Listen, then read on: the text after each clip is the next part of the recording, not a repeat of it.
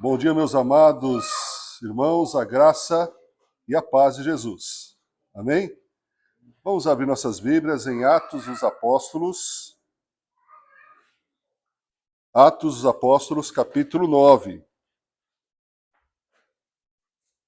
Estamos no último texto do capítulo 9, a partir do verso 36. Tá? Então, Atos 9, 36 até o final do capítulo.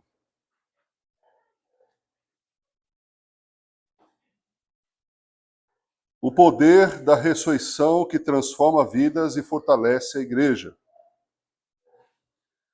Podemos resumir esse texto que vamos ler agora na seguinte frase: Deus usa discípulos para abençoar os necessitados, para restaurar vidas e para impactar uma cidade. Então, Deus usa discípulos para abençoar os necessitados, para restaurar vidas e para impactar uma cidade. Leiamos então o texto conforme foi anunciado. E havia em Jope uma discípula chamada Tabita, que traduzido se diz Dorcas. Ela estava cheia de boas obras e esmolas que fazia. E aconteceu naqueles dias que, enfermando ela, morreu, e tendo-a lavado, a depositaram num quarto alto. E como Lida era perto de Jope, ouvindo os discípulos que Pedro estava ali, mandaram 2 homens rogando-lhe que não se demorasse em vir ter com eles. E levantando-se Pedro, foi para eles, e quando chegou, o levaram ao quarto alto. E todas as viúvas o rodearam, chorando e mostrando as suas túnicas e roupas que Dorcas fizera quando estava com elas. Mas Pedro, fazendo sair a todos, pôs-se de joelhos e orou. E voltando-se para o corpo, disse: Tabita, levanta-te. E ela abriu os olhos, e vendo Pedro, assentou-se. E ele, dando-lhe a mão, a levantou, e chamando os santos e as viúvas, apresentou viva. E foi isso notório por toda Jope. E muitos creram no Senhor. E ficou muitos dias em Jope, com certo Simão curtidor. Amém? Que o Senhor abençoe a sua palavra em nossos corações nessa hora. Então Deus usa discípulos para abençoar vidas, abençoar os necessitados, mais precisamente aqui no texto, para ressuscitar os mortos, trazer, restaurar vidas e para impactar uma cidade. Existem momentos em nossa vida, etapas em nossa vida, que tudo parece ter acabado. Os sonhos que morrem, relacionamentos que se interrompem, expectativas que desfalecem, ministério que perde a sua força. Porém, nesse texto que nós lemos, esse texto mostra que Deus, da ressurreição, ele atua na vida da igreja, restaurando o que parece ou que de fato morreu.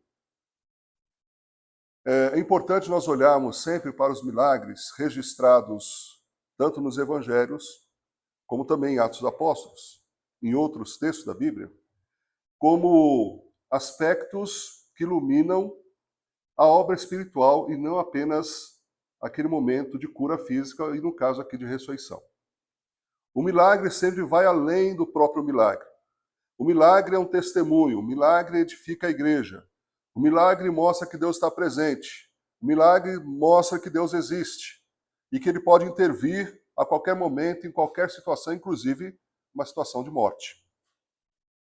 E nesse texto nós vemos o quê? Uma discípula generosa, Tabita, que traduzido Dorcas significa gazela. Então, Dorcas, Tabita é a mesma pessoa, e ela se destaca aqui por ser uma discípula. E é interessante que o texto fala discípula. faz questão de dizer discípula. Essa discípula, ela era cheia de boas obras. Ou seja, era uma mulher generosa. Era uma mulher que tinha empatia em relação aos necessitados. Ela fazia esmolas, ela fazia doações, ela fazia roupas para as pessoas usarem no frio. Então, nós temos aqui uma discípula generosa, uma igreja solidária, um discípulo que imita o mestre e o impacto na cidade. Toda a cidade foi impactada. E no centro de tudo isso, Jesus, agindo através da discípula, agindo através da igreja, agindo através do seu apóstolo, para a finalidade de restaurar e de trazer impacto e abençoar pessoas. Como eu disse, o milagre tem as suas reverberações. O milagre ele precisa ser olhado de forma muito mais ampla, né? Nos textos anteriores, que pregamos no domingo passado, mostra o ministério de Pedro. O capítulo 9, você tem a conversão de Paulo, você tem tudo que envolve a conversão de Paulo, depois você vê Pedro atuando, né? Pedro se deslocando, Pedro não ficando apenas em Jerusalém, mas Pedro indo às comunidades cristãs na Judéia, fortalecendo as igrejas. Ele cura Enéas, no texto passado, mostrando que Deus está ainda manifestando sinais, testemunhos entre os gentios. Pedro, então, se desloca para Jope, onde a igreja enfrenta uma tragédia, a morte de Tabita, uma discípula amada. Irmãos, eu quero compartilhar então, dentro dessa ideia principal, dessa afirmação do texto, resumindo essa frase, Deus usa discípulos para abençoar vidas, para restaurar vidas, para trazer impacto. Eu quero destacar aqui 3 virtudes, ou 3 características dos discípulos de Jesus, para abençoar, para restaurar e para impactar. A primeira característica ou virtude é a generosidade. Aqui fala de uma discípula generosa. Havia em Jope uma discípula chamada Tabita, que era notável pelas boas obras e esmola que fazia. Tabita, então, e eu passo a chamar só de Tabita para fazer a correlação de Talita. Né?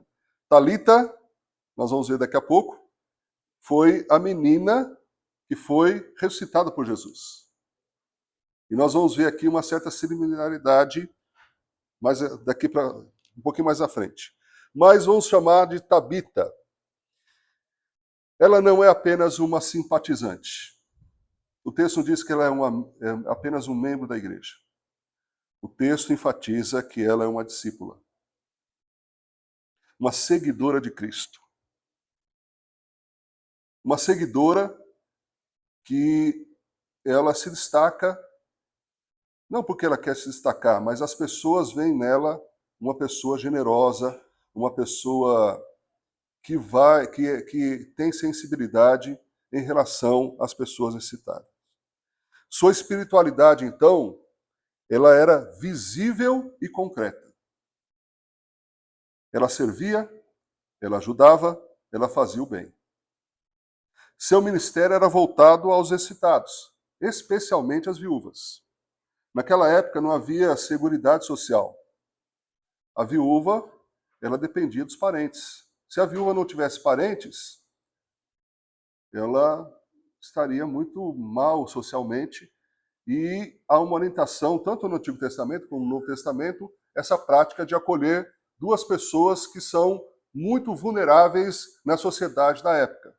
Quais são esses 2 tipos de pessoas? Órfãos, que também não havia um sistema para acolher os órfãos, e viúvas. Eram as pessoas mais vulneráveis na sociedade lá da época. Então, seu ministério é voltado para esse segmento mais vulnerável. Talvez tenhamos que perguntar qual seria o segmento mais vulnerável de nossa sociedade, para poder, então, ser como Talita, ou Tabita, ou Dorcas. O reino de Deus avança através de pessoas cheias de boas obras.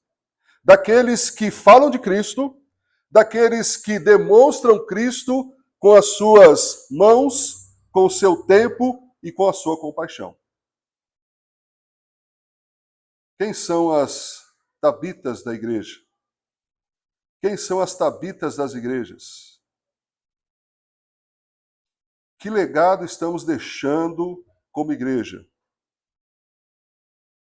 para com a sociedade? O que podemos dizer que estamos impactando e como devemos fazer para impactar a cidade? Para que as nossas ações e a nossa espiritualidade, ela seja visível, ela seja notável, ela seja concreta através de fazer o bem. É uma pergunta que todos nós, como igreja, e todas as igrejas devem fazer. Qual é a diferença se a igreja deixar de existir naquele local? Vai fazer diferença? Vão sentir falta? Ou não? É uma pergunta que devemos fazer sempre. E isso para todas as igrejas. Aqui tem um exemplo de ações que são feitas pelos discípulos, pelo qual traz resultado na sociedade. Estamos imitando o Mestre Jesus? Estamos, de fato, impactando a cidade? Então, a primeira característica é essa, é a generosidade. O destaque aqui é uma discípula que era generosa, que era cheia de boas obras, que era notável através da sua ação de fazer o bem, sem receber algo em troca. A segunda característica de discípulos que abençoam, que restauram, que impactam, é a solidariedade. Leiamos então os versos 37 e 38, que vai dizer assim: E aconteceu naqueles dias que, enfermando ela, ou seja, Tabita, morreu e, tendo-a levado, a depositaram no quarto alto. Quarto alto é como se fosse uma sala fúnebre. É como se fosse um local de velório, vamos assim dizer. Quarto alto, né? Colocaram lá nesse quarto para que as pessoas pudessem contemplá-la antes do sepultamento. Lembrando que o sepultamento era assim, para quem tinha dinheiro, era colocado nas cavernas, né, como Jesus foi colocado, né, numa gruta fechada, né, ali custava muito dinheiro, cumpre a profecia que diz que ele foi sepultado no lugar dos ricos, né? E havia aquelas situações muito comuns. De qualquer forma, a igreja se mobiliza, a igreja é solidária, a igreja oferece um local, não sei aqui o texto não diz se é um local alugado, se é emprestado de alguém, mas ali para que as pessoas pudessem contemplá-la antes do sepultamento. Então, a igreja se mostra solidária. Seguindo o versículo 38, diz assim: E como Lida, que é a cidade onde que Pedro estava, era perto de Jope, ouvindo os discípulos que Pedro estava ali, lhe mandaram 2 homens, rogando-lhe para que não se demorasse em vir ter com eles. Então nós vemos aqui uma ação muito interessante. E eu creio que eles vão muito rápido, porque naquela época não tinha sistema de refrigeração como se tem no IML, né? Onde o morto fica ali numa gaveta refrigerada. Não, naquela época não tinha nada disso. Então a decomposição do corpo era muito mais rápida. E era uma região quente, né? Semiárida. Então tudo isso, né? Os egípcios faziam a mumificação, né? Para preservar o corpo, mas era um processo muito até de falar, né, traz uma certa algerice. Mas aqui, então, o fato é que eles vão rápido e pede para que Pedro seja rápido. Então, a igreja ela é solidária. Ela vai e ela se mobiliza. Eles choram, sim, eles choram, mas também creem. reconhece que Pedro é um instrumento de Deus, reconhece que Pedro é um homem de Deus. Eles esperam algo extraordinário, ainda que não saibam o quê. Mas aqui eu fiquei pensando assim, o que se esperaria que Pedro fizesse? Ou o que seria o resultado da vinda de Pedro? Se ela estava morta, né? O resultado era que Pedro viesse e fizesse o mesmo que Jesus fez, mas com o poder de Jesus. E de fato isso aconteceu. Uma aplicação aqui importante. Mesmo no luto e na perda, a fé da igreja se manifesta quando eles buscam a Deus. De novo, irmãos, a fé não é estática. A fé tem movimento. A fé tem movimento do apóstolo indo para as cidades. O evangelho tem movimento quando uma pessoa está necessitada e a fé movimenta para abençoar essas pessoas. A fé se movimenta, não é apenas um conjunto aqui de doutrinas. Aqui é a prática daquilo que Jesus fez e aquilo que Jesus ensinou. Interessante. O livro de Atos traz essa questão. Lucas, o Evangelho, ele vai trazer o que Jesus começou a fazer e começou a ensinar. Aqui é a continuação do que Jesus começou a fazer, ele continua através do quê? Através dos seus discípulos. Bom, na crise, todo discípulo, ele corre para Deus e não para o pânico. Na crise, todo discípulo corre para Deus, busca ajuda em Deus. Ressuscitar mortos.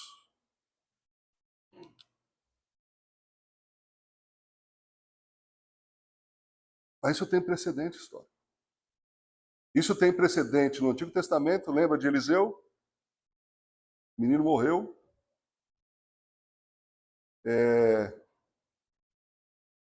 Eliseu foi lá. Você tem no Antigo Testamento, você tem no Novo Testamento, no ministério de Jesus, você tem aqui a ressurreição de mortos. Então, a solidariedade, irmãos, é algo importante na vida da igreja. Se alguém cair, se alguém tiver dificuldade, sendo membro da igreja, a igreja deve socorrer. Deve ser solidária. A primeira ação, buscar o poder de Deus. A intervenção de Deus. Talvez conhecer um pouco mais das dificuldades que cada família tem. Né? A cada semana nos PGMs, o PGM é bom também, para a gente assim, estar atento e ter as informações, tanto das vitórias alcançadas pelos membros da igreja e daqueles que estão vindo à igreja, como também as lutas e dificuldades, para que sejamos então solidários à comunidade, à pessoa que está passando por determinada situação. Terceiro e último lugar. Então, em primeiro lugar, precisamos ter o quê? Generosidade para com as pessoas necessitadas. Terceiro lugar, precisamos ter solidariedade ao identificar. Então, nós temos uma ação externa e nós temos uma ação interna. Terceiro lugar, terceira característica, similaridade. Similaridade. O que é isso? Ser semelhante a Jesus. Então, nós temos aqui generosidade, solidariedade e similaridade. Vamos para o texto de Lucas, capítulo 8. Vamos ver que o mesmo autor, inspirado pelo Espírito Santo, e aí a gente vai ver muita semelhança. Lá no capítulo 8, versículo 54. Vamos já para o final da narrativa aqui. que vai dizer assim, Lucas 8:54. Mas ele, pondo-se todos fora e pegando-lhe na mão, clamou, dizendo, levanta-te, menina, ou talita cumi, em aramaico. E o seu espírito voltou, e ela logo se levantou, e Jesus mandou que lhe desse de comer. E seus pais ficaram maravilhados, e ele lhes mandou que a ninguém dissesse o que havia sucedido. Perceba como é um texto muito similar. Até o nome, né? Tem uma fonética igual. Talita, Tabita. Gazela, Tabita. Menina, Talita. Levanta-te. Então, o que nos parece isso? Que nós temos aqui uma discípula cheia de boas obras, nós temos aqui discípulos cheios de solidariedade e um discípulo, Pedro, agora apóstolo, seguindo exatamente o que Jesus fez. Ele copiou Jesus. Situação de morte. Primeira situação registrada aqui na ação de Jesus direto enquanto ele esteve presente. Ele vê o desespero dos pais. Ele era líder da sinagoga. Desesperado. Já tinham dito, morreu, não tem o que fazer. E Jesus falou, não, calma aí, não está. Aí eles caçoam de Jesus, vai dizer o texto dos versículos anteriores. Dão risada a Jesus. E diz assim, você acha que nós não reconhecemos a morte? Está morta. O que você vai fazer lá? Mas Jesus disse, eu sou a ressurreição e a vida. Aquele que crê em mim, ainda que esteja morto, viverá. Irmãos, a ressurreição vai acontecer conosco. Com Talita, Tabita, Lázaro, foi antecipação do que vai ocorrer. Mas veja, esses três citados aqui, eles voltaram a morrer. Então, a maior e a melhor ressurreição é a ressurreição para a vida eterna. Veja, lá em 1 Tessalonicenses, trabalhando com essa questão da ressurreição, 1 Tessalonicenses, capítulo 4, versículo 13.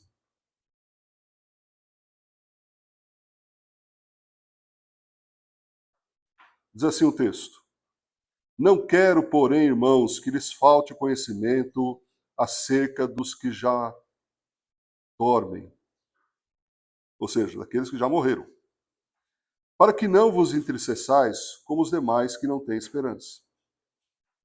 Porque se cremos que Jesus morreu e ressuscitou, assim também os que em Jesus dormem ou morrem, Deus o tornará a trazer com ele. Dizemos-vos, pois, isto pela palavra do Senhor, que nós, os que ficarmos vivos para a vinda do Senhor, não precederemos os que dormem.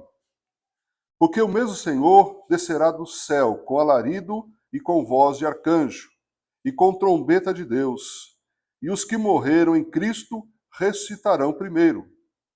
Depois nós, os que ficarmos vivos, seremos arrebatados juntamente com eles nas nuvens, ao encontrar o Senhor nos ares. Assim estaremos para sempre com o Senhor. Portanto, consolai-vos uns aos outros com essas palavras.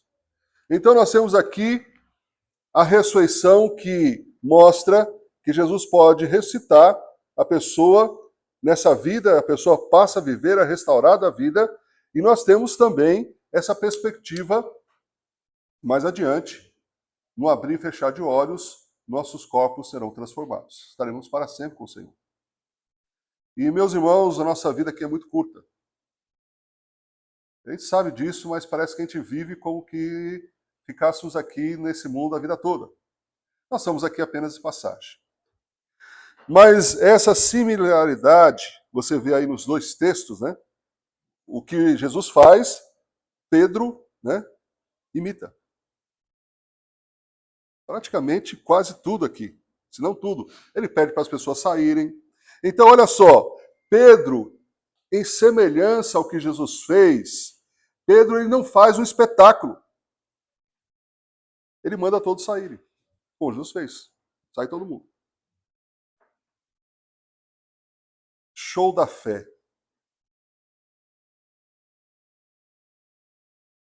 Supostos milagres e usa de marketing. Né?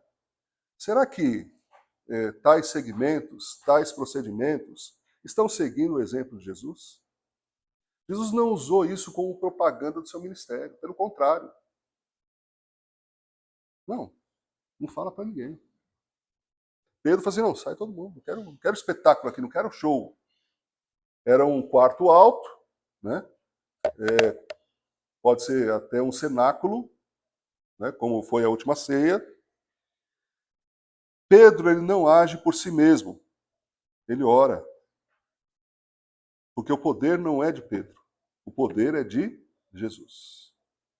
Aí você vê alguns que dizem que se ele não fizer, se não for... E assim, acaba trazendo glória para si mesmo e não para Jesus. Pedro não reivindica poder próprio. Ele apenas age pela autoridade de Jesus. Depois da oração, ele diz, Tabita, levanta-te. Essa frase, então, é a semelhança do que Jesus disse. Talita, cumi. Menina, levanta. Pedro, portanto, imita o mestre, porque é o mesmo poder, o poder de Jesus. Vamos para algumas aplicações desse texto. Ministério eficaz nasce da intimidade com Deus e não da performance. Oração precede os milagres. A dependência vem sempre antes da ação. Então, primeiro, dependência de Deus, primeiro oração, e aí se espera o milagre. Antes, você espera dependência, oração, e depois, nessa dependência, o próprio Espírito Santo vai dizer como deve agir.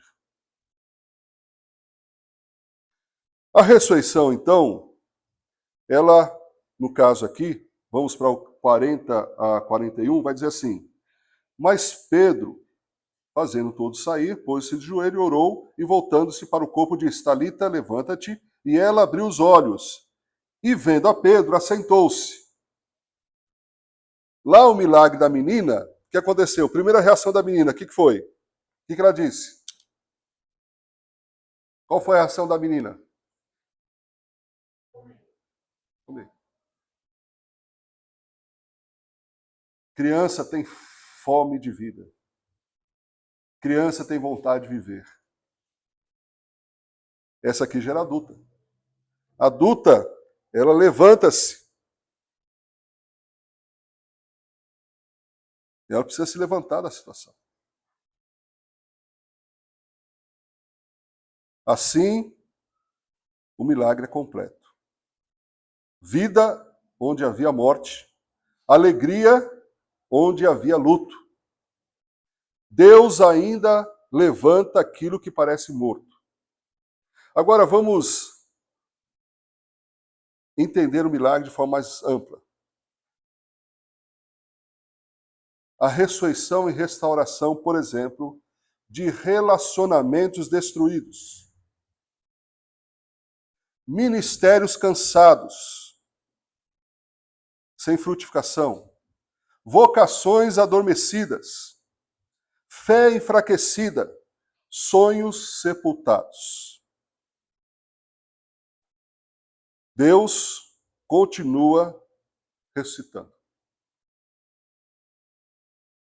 Então, se há uma situação na sua vida que precisa de restauração, casamento, filhos, vida profissional, vida emocional, lembre-se que Deus é o Deus da ressurreição.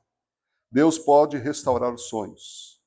Deus pode restaurar as situações que talvez você olhe e fale assim, não tem mais jeito.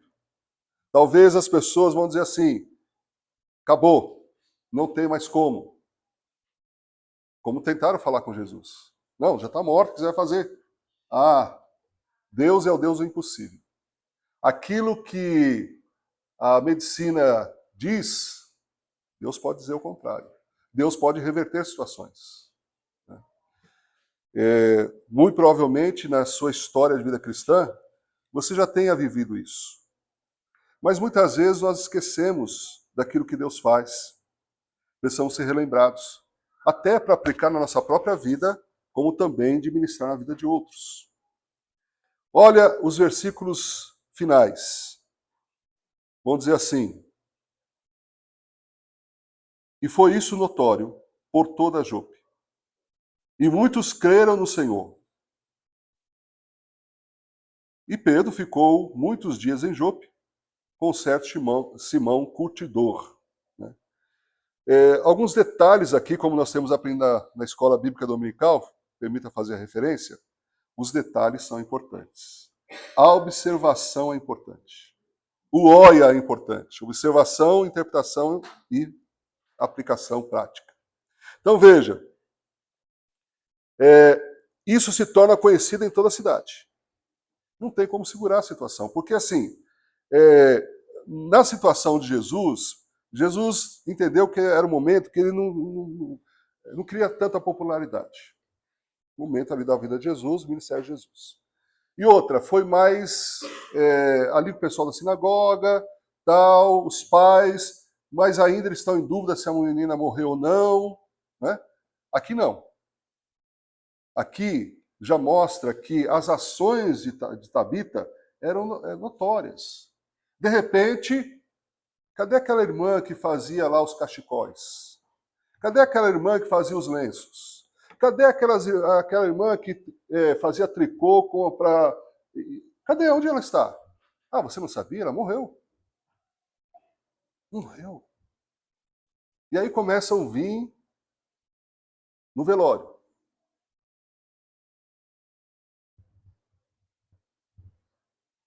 Começam a vir no velório.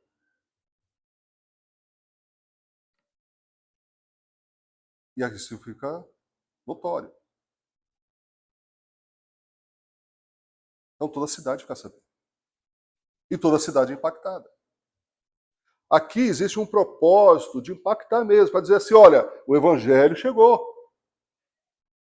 E a própria permanência de Pedro mostra o seguinte, que Pedro entende que deve investir na edificação daquela igreja. A igreja, então, ela tem uma discípula, a igreja tem vários discípulos, e é sempre bom, irmãos, fazer essa diferenciação. O Novo Testamento faz essa diferenciação entre membro de igreja e discípulo. Nem todo membro de igreja é um discípulo, porém todo discípulo é membro de igreja. O discípulo, o membro da igreja, ele espera que o pastor visite. O discípulo é um visitador. Estou dizendo que de quando em vez é bom receber. Eu gostava de receber a visita do meu pastor. É bom. Né? Mas não podemos ficar, a nossa vida cristã não pode ficar dependente de outro. Nós precisamos crescer sempre e se tornar cada dia mais semelhantes a Jesus, cada dia mais discípulos de Jesus. Como aconteceu com Pedro. Você vê que a vida de Pedro ela tem uma ascensão. Né? Começa ali com altos e baixos, mas chega um momento que ele tem uma estabilidade. Agora ele já tem uma maturidade. Né? Agora ele não é pego às situações que muitas vezes o próprio Jesus falou, mas Pedro, peraí, arreda-te de mim, Satanás. Né? Pedro fala isso Jesus fala isso para Pedro. Mas tem ocasião que Jesus fala assim, Simão Barjonas, não foi carne e sangue que te revelou, mas foi meu Pai que está nos céus. Porque Pedro disse assim, tu és o Cristo, o Filho do Deus vivo. Aqui em Atos, nós vemos que ele ganha maturidade, ele é um discípulo, agora é um apóstolo, aquele que não é o título, irmãos, aqui. Porque se tiver só o título, mas é ação como um apóstolo de Jesus. Né? E nós temos aqui esse milagre tremendo que impacta. Observe o movimento. O milagre edifica a igreja, o milagre alcança os perdidos, Pedro permanece em Jope, consolidando a obra. Uma outra aplicação. Quando Deus age na igreja, o impacto alcança a cidade. Quando Deus age na igreja, o impacto alcança a cidade. Milagres não são para entretenimento do cristão, mas para a exaltação de Cristo e a salvação de vidas. Vamos para a parte final da mensagem. Primeiro, a igreja precisa de discípulos que amem através de ações. Como Tabita, somos chamados para transformar a fé em serviço. Serviço ao próximo, serviço ao necessitado. Né? Quais são as áreas vulneráveis da cidade de Jundiaí? Você já conseguiu identificar oportunidades, serviços para com o seu vizinho? Você conhece o seu vizinho? Você tem orado pelo seu vizinho? Você sabe o que o seu vizinho precisa? Ah, meu vizinho não precisa de nada. Precisa de Jesus, o principal. Então, tudo isso é o quê? É percepção e é ação. É a fé em ação. Segundo lugar, a comunidade cristã deve apoiar-se mutuamente nas crises. Quando alguém cai, a igreja não abandona. Corre para socorrer. É ligeiro. Não fica esperando, né? Não fica esperando decisões. Não. Surgiu uma situação, vamos ser rápidos em ajudar. Espero que não surja nenhuma situação aqui que necessite a ajuda da igreja. Mas pode ser que aconteça no futuro. A gente já sabe que, seguindo o exemplo aqui dessa igreja, devemos ser, então, solidários. Terceiro, o poder de Deus opera através da oração. O poder de Deus é como se fosse a locomotiva. E a oração é os trilhos da locomotiva. Então, quanto mais trilho nós tivermos na oração, mais a locomotiva de Deus vai andar. Nossa geração precisa de menos ativismo e mais joelhos no chão. Eu estou falando de forma geral porque conheço relativamente alguns segmentos, tanto tradicionais como pentecostais, etc., por conta dos treinamentos que nós damos nas igrejas. E há é um calendário de muito ativismo. Quando a gente vai marcar treinamento na área de oração, evangelização e discipulado, geralmente se esbarra no quê? Não é que o pastor não quer que aconteça. Qual pastor que não quer que a igreja seja treinada nessas três áreas importantes, que é oração, evangelização e discipulado? Não é que os irmãos não querem, é que o calendário já está preenchido 2 anos pela frente. Tem igreja que é assim. Tem igreja que começa agora, em novembro, fazer o calendário para o ano que vem. E alguns já fazem o calendário bianual. Pastor, olha, não tem data.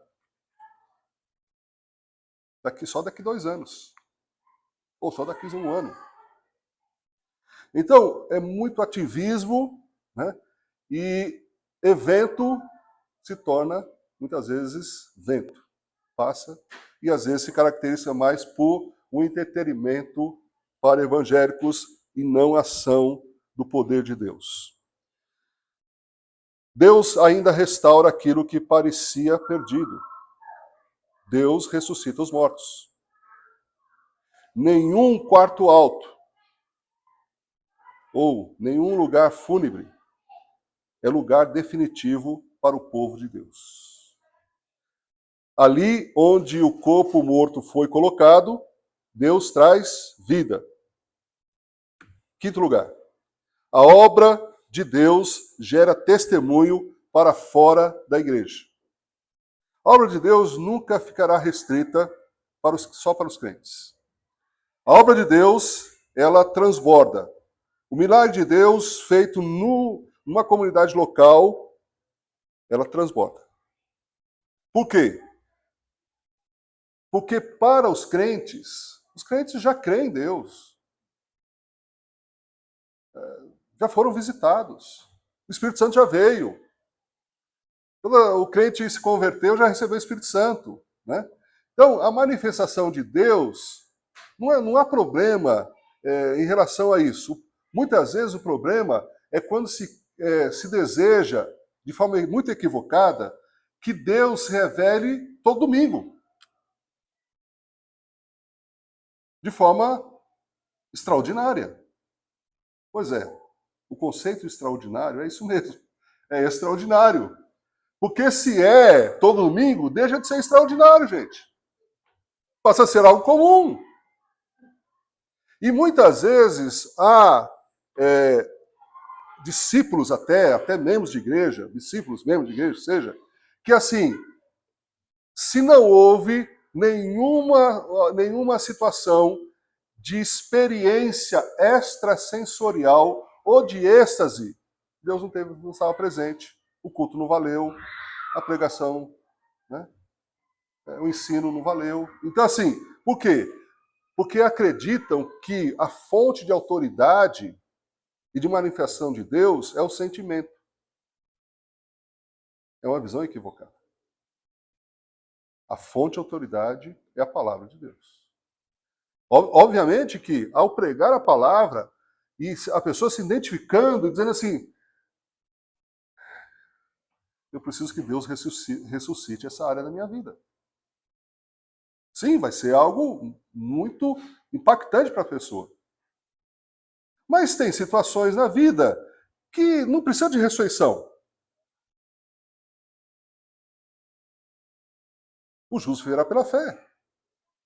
E se entende o seguinte, não, isso não tem problema, isso que eu estou passando, eu estou entendendo que isso vai me ajudar a crescer espiritualmente. Então não preciso da intervenção de Deus.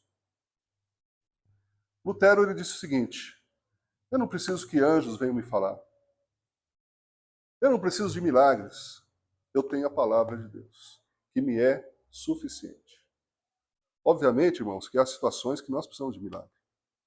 Seria muito bom se o homem de branco passeasse em nosso meio, né? Que a gente visse alguma coisa. Né? Mas, meus irmãos, isso é mais para aqueles que ainda estão gatinhando na fé e que precisa de uma revelação do que aqueles que já estão estabilizados na palavra. Já estão maduros na palavra. Já creem o suficiente para não precisar ver algo, para não precisar sentir algo. Mas você pode também entender que uma pessoa que você conhece, que precisa de ressurreição. Em algum aspecto da vida, alguma área da vida. Então ministre essa pessoa, seja que vai multiplicar o conhecimento da palavra. Que vai dizer, olha, Deus pode ressuscitar seus sonhos. Deus pode ressuscitar a sua vida. Olhe para essa pessoa. A fé genuína, ela sempre transborda. Conclusão.